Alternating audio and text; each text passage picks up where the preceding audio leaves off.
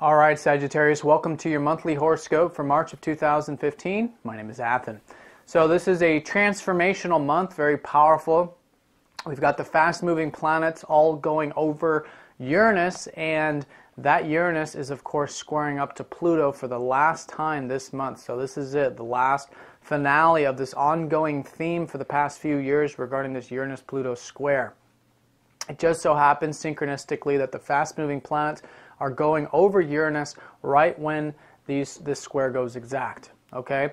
And because the sun's involved here with the South Node is very close by to Uranus, we have a solar eclipse this month as well. So lots happening, very transformational, very powerful. It's about releasing a lot of this bottling up of energy that's been in our lives, personally and globally too. If you think of the major shifts happening in the world, this is what it is. It's wanting freedom, wanting real lasting change in our life and in the world. And so that's what this is. And activated by the fast-moving planets is a fuel of this. It's an energy, it's a momentum, it's a drive, it's an opportunity for us to use this month as the final integration to solidify these changes into our life.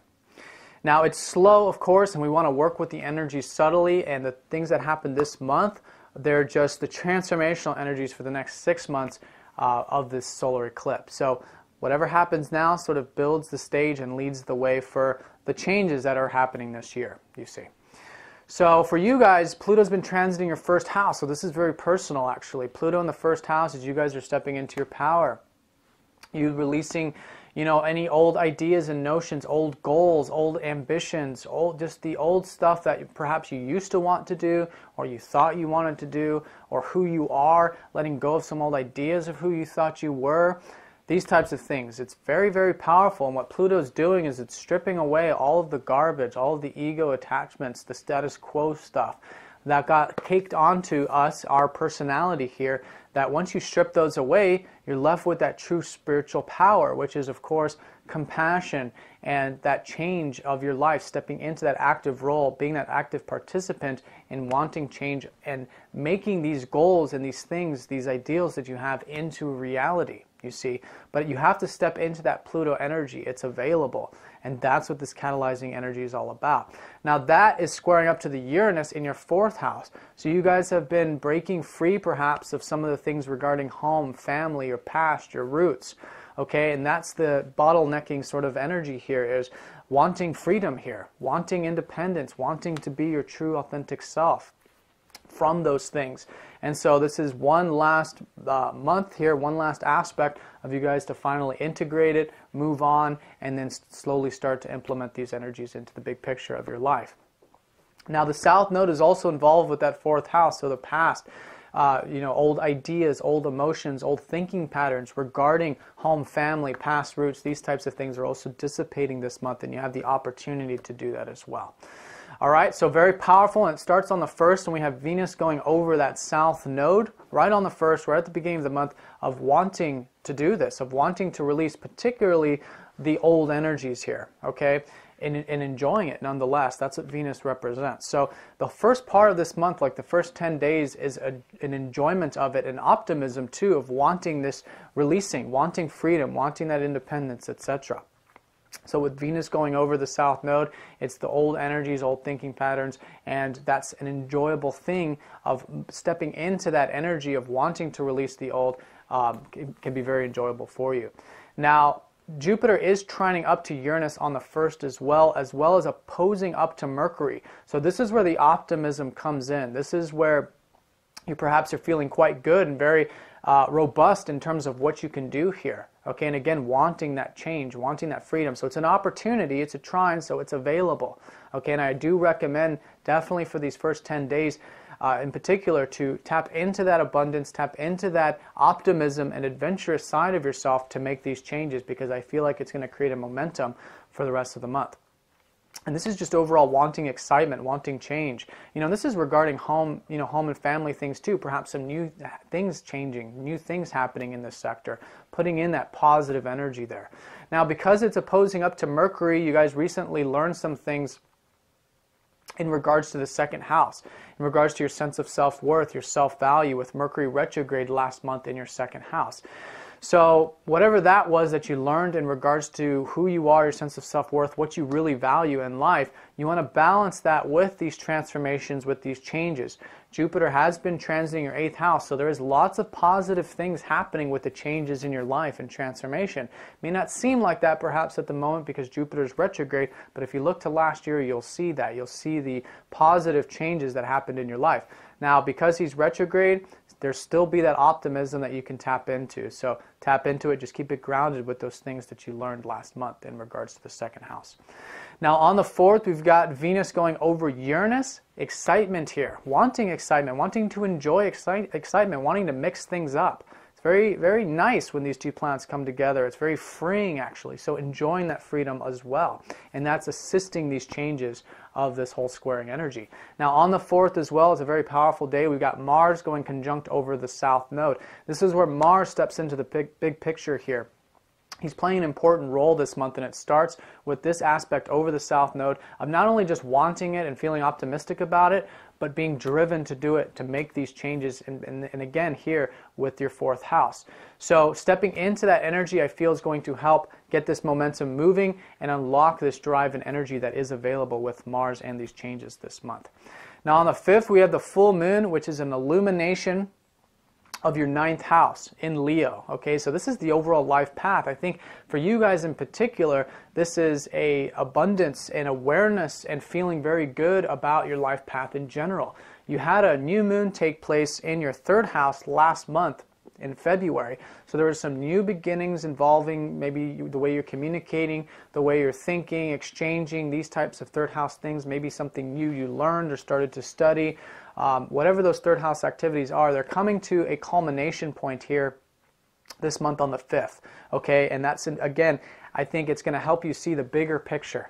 So see that bigger picture, step into that adventurous side, because that full moon is trining up to Pluto, which is a positive aspect up to all these changes.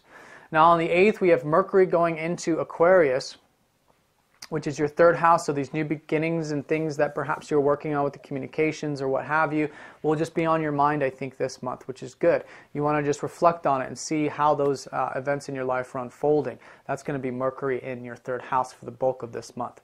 Now on the 9th, we have Mars then trining up to Jupiter, okay? Driven optimism. Now this is no longer just the optimism of the head. It's optimism through action. So this is where the energy meets the optimism, okay? And you want to tap into this. This is going to be around the 9th. Mars is a slow planet, so we're talking 7th, 8th, 9th, 10th, 11th, this whole little period here, utilizing that positive energy. Nice abundance, nice optimism to be used. It's a trine, we can use it or not, but it is definitely supportive.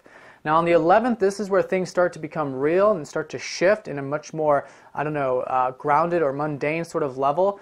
Mars conjuncts over Uranus, which at that very same time, the Uranus-Pluto square goes exact on the 11th, okay? Now that exact point is going to be from the 11th to the 22nd, so the middle part of the month here.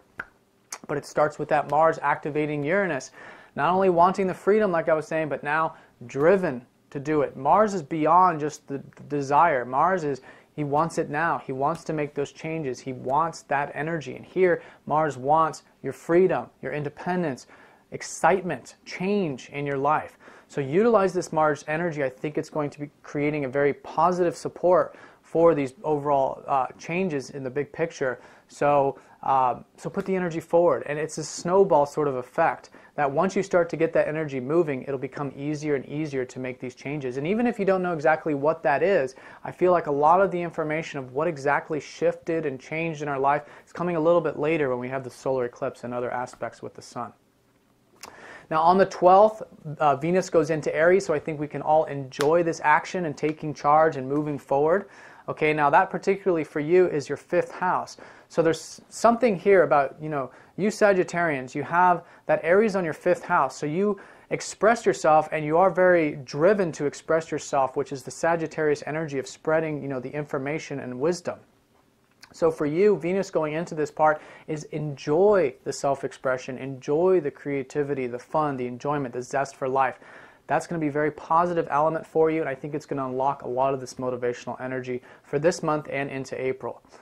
Now on the 14th, we've got Saturn going retrograde. He recently went into your 12th house, so perhaps you guys have been taking your spirituality seriously, or the rest and relaxation seriously, seeing the importance of this, because, you know, Saturn always shows us the grounded approach to a particular house. And here it's about rest, relaxation, making sure you're meditating, having presence, compassion in everything that you're doing. So he's retrograde this month from the 14th onwards, so just reflect on these structures and new ideas and disciplines that you're building in regards to that spiritual stuff. But I think it's forming, you know, I think it's part of all this transformational change that's taking place. So there's something to be learned there about your guys' spirituality, presence, and flow.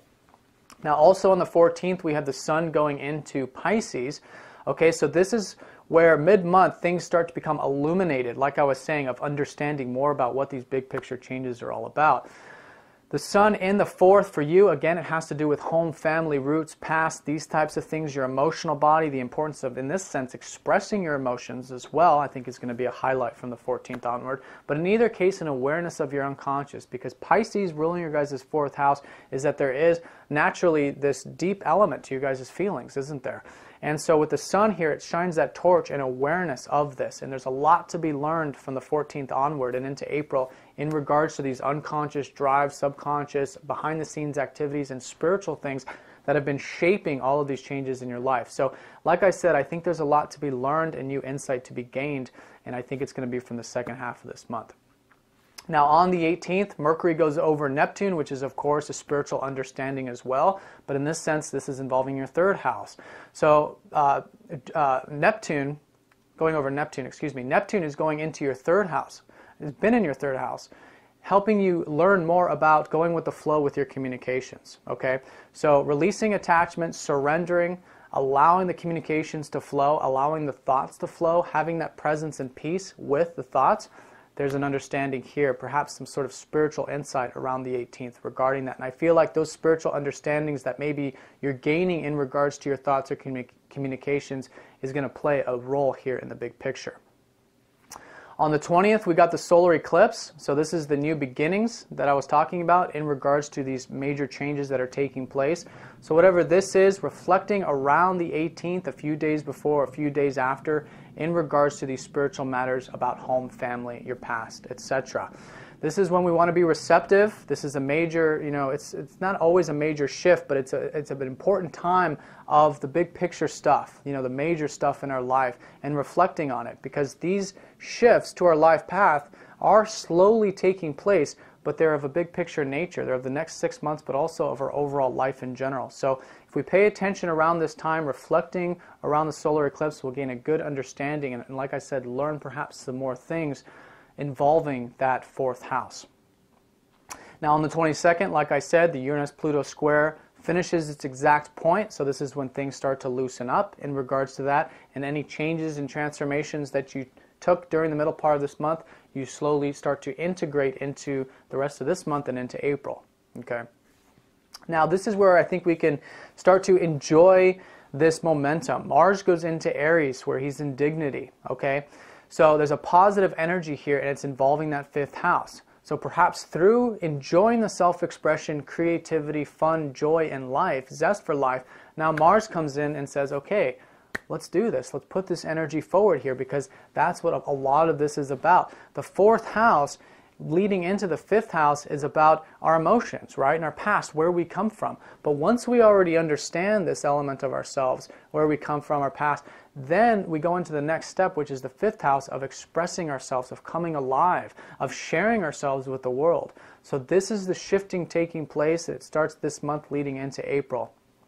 And this is a strong element of it with Mars here from the 23rd onward, expressing yourself. And I think that's going to unlock a lot of this drive and ambition and motivation as well to further integrate and to further learn a lot about these changes. On the 27th, we got Mercury going into Pisces, that 4th house. I think naturally, because of these things taking place, your mind is going to be on home, family, past roots, these types of things going into April. Again, more to be learned. It's Pisces too, so it's intuitive. It's also spiritual understanding about these things as well. And then the Sun's going to go over the South Node. South Node is spiritual also. It's your past. It's The South Node is what you need for your spiritual freedom, you know, your enlightenment, essentially. So an awareness of the things that you can release and surrender and let go, which is going to help further your whole spiritual process of these transformations taking place this month, leading into April and beyond. All right, Sagittarius, have a fantastic month. I want to thank you all very much for all of your support. If you'd like a personal reading, please get in touch. Do subscribe if you're new to the channel. I also do weekly and daily horoscopes if you'd like to watch those, and I'm wishing you the best. Take care.